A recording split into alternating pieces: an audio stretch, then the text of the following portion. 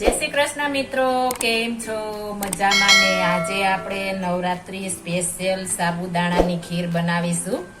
मैं 3 कलाक माटे पलाळीने रेवा दीधा था आपणे साबुदाणा अने एकदम सरस आपणे फूली गया छे। आपणे दबावीए ने मस्त आ रीतना चेपाई जाय तेवा आपणे पलाळवा देवाना छे એટલે एकदम मस्त आपणी खीर बने। मैं 100 ग्राम साबुदाणा लीधा था अने 3 कलाक माटे पलाળી दीधा था અને પાણી બધું કાઢી નાખ્યું છે। આપણે 1/2 લીટરથી 1.5 લીટર આપણે ખીરમાં નાખીશું અને ખાંડ લીધી છે અડધી વાટકી, કાજુ બદામ અને પિસ્તા લીધા છે। હવે આપણે આગળની પ્રોસેસ કરીશું। આપણે કોઈ પણ જાડા તળિયાવાળું વાસણ લેવાનું છે, તેમાં આપણે ઘી ઉમેરી દેશું 1 ચમચી। આપણે એકદમ સરસ મેલ્ટ થવા દેવાનું છે। ગેસની ફ્લેમ વધારી દેશું।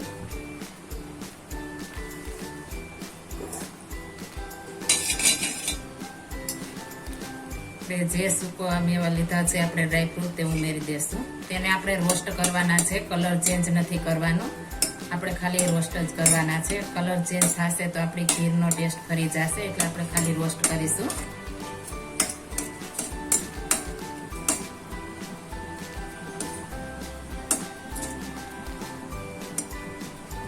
આપણે સરસ રોસ્ટ થઈ ગયા છે। આપણે હવે એક વાસણમાં કાઢી લેશું।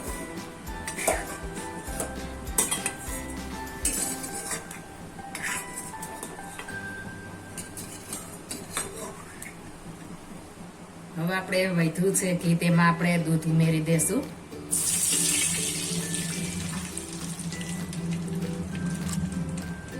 હવે આપણે એકદમ સરસ ગરમ થવા દેવાનું છે। જો તમે આ મારી સ્ટ્રીકથી બનાવશો તો તમારે દાણો ફાટશે પણ નહીં અને તળિયે ચીપકશે પણ નહીં। એકદમ મસ્ત થશે અને સોફ્ટ પણ એટલા મસ્ત બનશે અને જુદો જુદો દાણો આપણે ખીરનો થશે। આપણે એકદમ સરસ આ રીતના એક ઉફાણો આવવા દેવાનો છે।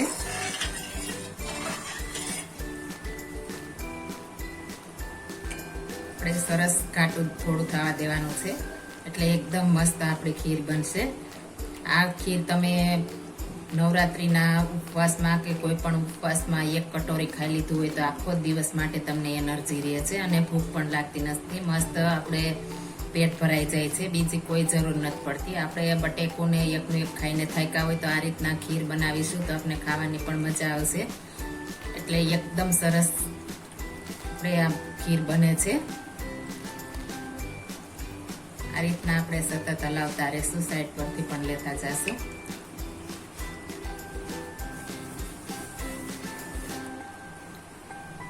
આપણે દૂધ ફૂલ ફેટ જ લેવાનું છે, એટલે એકદમ ક્રીમી આપણી ખીર તૈયાર થશે। એટલે એકદમ સરસ આપણે ખીર બનાવી હોય તો આપણે ફૂલ ફેટ દૂધ લેવાનું છે, એટલે એકદમ મસ્ત અને ક્રીમી આપણી ખીર બનશે। હવે આપણે એકદમ સરસ ઉભાળ આવી ગયો છે અને ઘાટું પણ થવા લાગ્યું છે, તો હવે આપણે આ સ્ટેપ ઉપર સાબુદાણા ઉમેરી દેશું।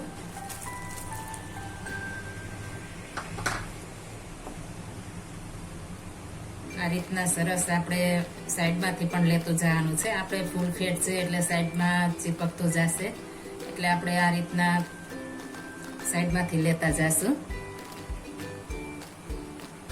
આપણે પલાળેલા સાબુદાણા છે એટલે ફટાફટ ઉપર તળી ગયા છે, તમે જોઈ શકો છો, અને એકદમ સોફ્ટ થશે। આપણે 3 કલાક માટે પલાળીને બનાવીશું એટલે, અને ફાટશે પણ નહીં। આપણો સાબુદાણો એકદમ સરસ આખો રહેશે। આ રીતના આપણે સતત લાવતા રહેશું। તમારા ઘરના નાના મોટાને બધાને પસંદ આવશે, એટલો મસ્ત આપણે આ ખીર બને છે।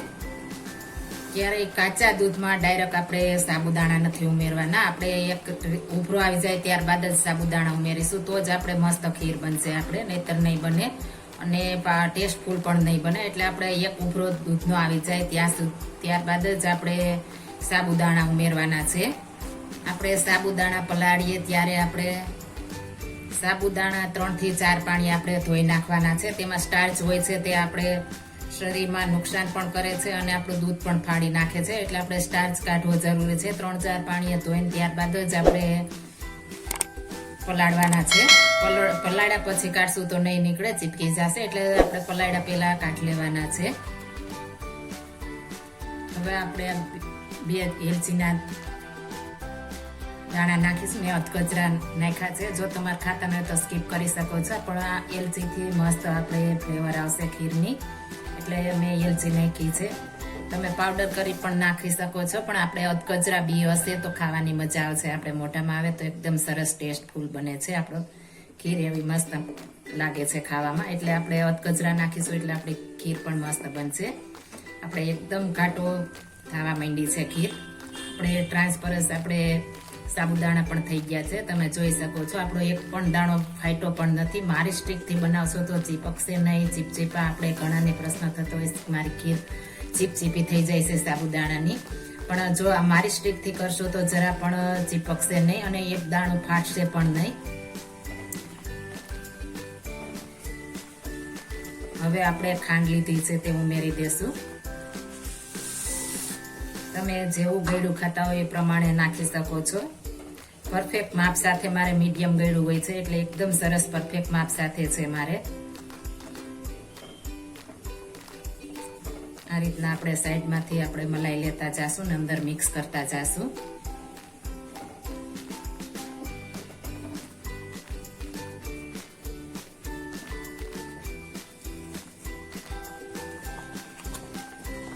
હવે આપણે જે ડ્રાય ફ્રૂટ રોસ્ટ કર્યા છે તે ઉમેરી દેશું.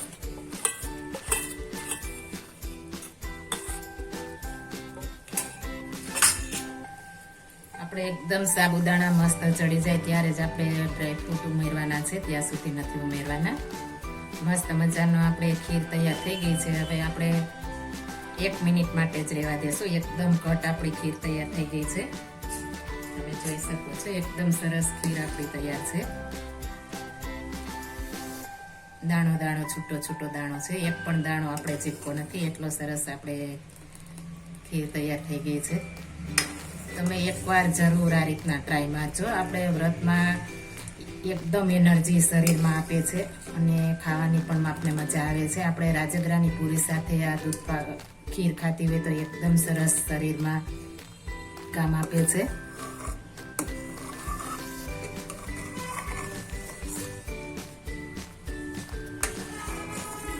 હજી આપણે ઠંડુ થશે એટલે ખીર આપણી હજી જાડી થઈ જશે, એટલે આપણે આ સ્ટેપ ઉપર આપણે ગેસની ફ્લેમ હવે બંધ કરી દેશું. 1 મિનિટ થઈ ગઈ છે. હજી ઠંડી થશે એટલે આપણે કટ થશે. હવે આને આપણે ઠંડી થવા દેશું. આપણો ખીર મસ્ત મજાની ઠંડી થઈ ગઈ છે. હવે આપણે મસ્ત મજાની આપણી ખીર તૈયાર થઈ ગઈ છે. એકદમ છૂટો છૂટો દાણો થઈ ગયો છે અને ખાવાની પણ આપણે એટલી જ મજા આવે તેવી મસ્ત બની તૈયાર થઈ ગઈ છે. તો તૈયાર છે આપણી સાબુદાણાની ફરાળી ખીર. હવે તેને આપણે ગાર્નિશ કરી દઈશું એકદમ સરસ.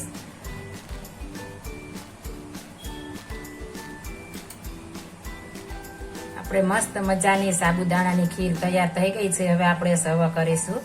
જો આ મારી રેસીપી પસંદ આવી હોય તો મારી ચેનલ લાઈક, શેર અને સબસ્ક્રાઇબ કરી દેજો. ફરી મળીશું નવી રેસીપી લઈને. જય શ્રી કૃષ્ણ.